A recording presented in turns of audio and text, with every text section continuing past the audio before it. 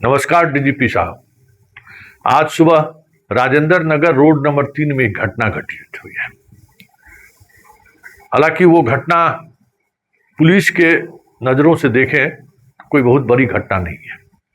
इस तरीके की घटनाएं घटती रहती हैं, लेकिन ये घटना मुझे इसलिए मजबूर किया है यह खबर बनाने के लिए कि उस घटना के बाद पुलिस का जो रिस्पांस था वह रिस्पांस हैरान करने वाला था। राजेंद्र नगर रोड नंबर 3 के पास एक 12-13 साल की एक बच्ची नियमित जैसे स्कूल जाती थी वैसे ही स्कूल जा रही थी। कुछ मनचलों ने उसके साथ ऐसा किया जो हम शब्दों में बयान नहीं कर सकते।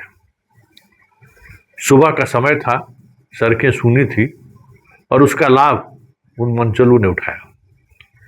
संयोग से बगल के आसपास में डॉक्टर्स का क्लिनिक है।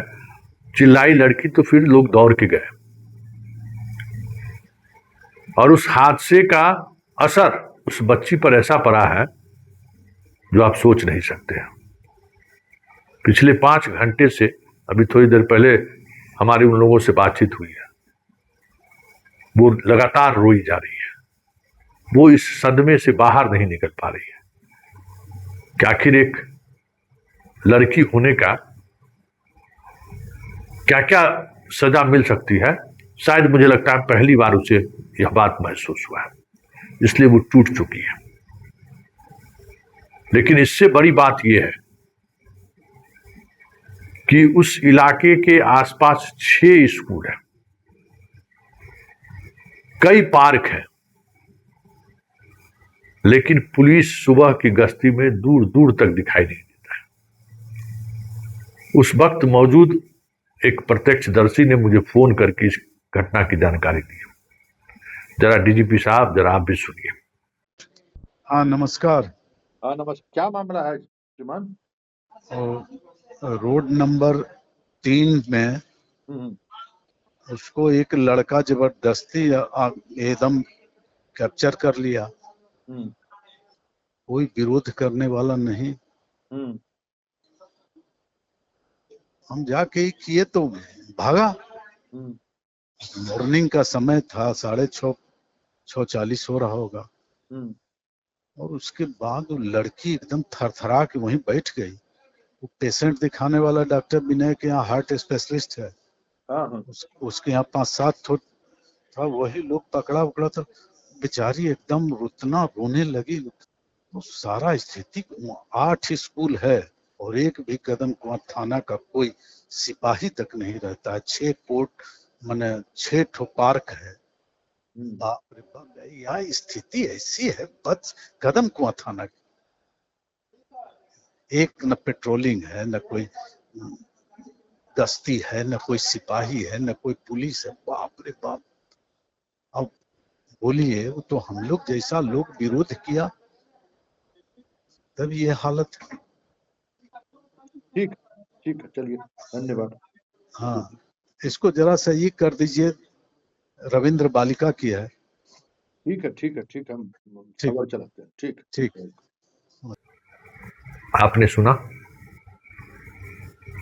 अब आप समझ लीजिए कि पटना जैसे शहर में सुबह अगर गश्ती ना हो, जबकि मुझे याद है कि मुख्यमंत्री नीतीश कुमार अपने शासनकाल के शुरुआती दौर में पहली मीटिंग में ही ये कहा था कि सुबह स्कूल के समय, मॉर्निंग के समय सारे पुलिस पदाधिकारी सड़क पर हैं जब तक बच्चे स्कूल नहीं पहुंच जाते। कल ही उसी समय पार्क में घूमने के दौरान महिला का चेन छीन लिया। चेन छीनते की घटना रुकी नहीं है। इसी तरीके से सुबह सुबह बच्चियां और लड़कियों के साथ छेड़छाड़ की घटना लगातार घटित हो रही है। पता नहीं पटना के एसएसपी में आपको क्या दिखा, मुझे नहीं पता है, लेकिन ये एसएसपी आपका नाक कटा दे, याद रखिएगा। नीट वाले मामले में तो नाक कटा ही दिया है।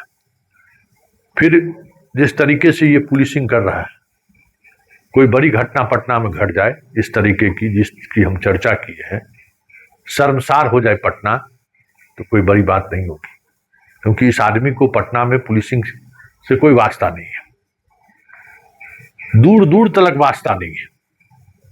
पटना की सड़कों पर हम लोग भी चलते हैं, पुलिस 112 की सक्रियता क्या है वो हम लोग भी महसूस करते हैं, लेकिन पुलिसिंग जो वक्त है, जिस वक्त में पेट्रोलिंग पे रहना चाहिए, आप रात में कभी निकल जाइए, एक बार आप निकले थे, निकल जाइए डकबगला चौराहा तक आ जाइए, आपको किसी चौराहे पर पुलिस नजर नहीं आएगी, किसी चौराहे पर नहीं।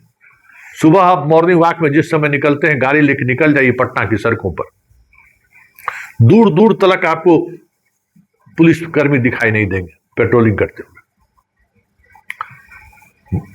मुख्यमंत्री महिलाओं के नाम क्या संदेश दिया था कि हम पताल से खोज निकालेंगे। मुख्यमंत्री बनने से पहले सम्राट चौधरी जब गृह मंत्री थे तो उन्होंने इस तरीके के स्कूल और कॉलेज के सामने में लड़कों के जो गुंडागर्दी होती है, छीटाकशी करते हैं, उस पर सख्त कार्रवाई करने के लिए पुलिस टीम गठित करने को कहा गया था। कभी एक्शन में नहीं दिखा मैं। और अभी सम्राट चौधरी तो मुख्यमंत्री हैं। ईश्वर न करे कि कोई घटना घटे, अगर कोई घटना घट गई तो आप लोगों का तो साख की चर्चा करना ही बेईमानी है। इस नए सीएम की भी साख बट्टा पर लग जाए तो कोई बड़ी बात नहीं होगी, क्योंकि ये राजधानी है, सरेराह लूट हो रही है।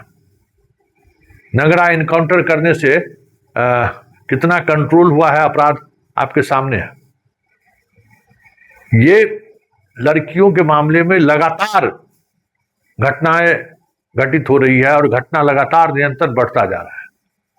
और आप देख रहे हैं कि लड़कियों के मामले में लोग ज्यादा संवेदनशील हो गए। इस तरीके की घटना को लेकर लोगों में खासा गुस्सा आ जा रहा है।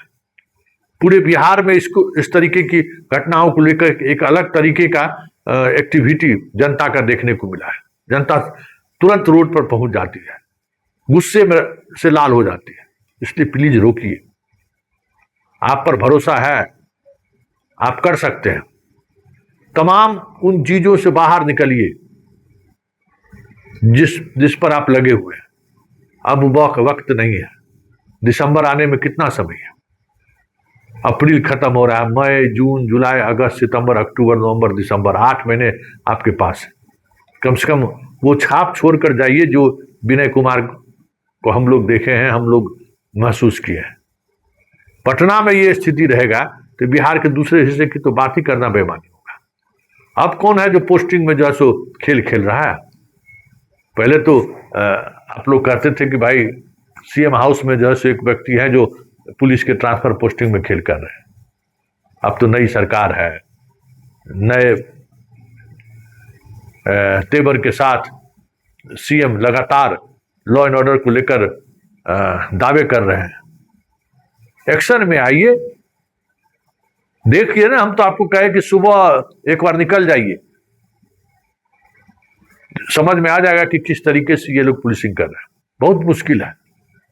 और पटना है और आप समझ ही रहे हैं कि पूरा पॉलिटिकल सिनेरियो बदल गया है। ऐसे में वो लोग जो अपराध के सहारे चीजें का एक माहौल खड़ा करते हैं, ऐसे लोगों को मौका मिल रहा है, ऐसे लोगों को मौका मिला है, कभी भी उस मौके का इस्तेमाल कर सकता है। इसलिए विनय बाबू आपसे आग्रह आरजू विनती है, बचा लीजिए पटना को, टाइट कीजिए। एसएसपी को अपने कैरियर से कोई मतलब नहीं है। पूर्णिया जैसे भी उसी तरीके से मिला और पटना भी मिल गया। पटना एसएसपी बन गया, तब बचा क्या है इसके लिए? हो गया, इसका कैरियर का अपना नाम लिखा गया बोर्ड पर ना। पटना एसएसपी तो अपने आप में बहुत बड़ा पद माना जाता है, वहां बोर्ड पर नाम लिखा गया, बात खत्म है।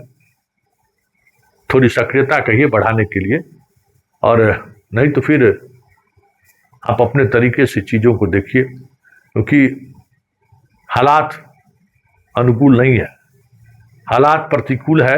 इसलिए हमने इस तरीके की खबरें बनाई।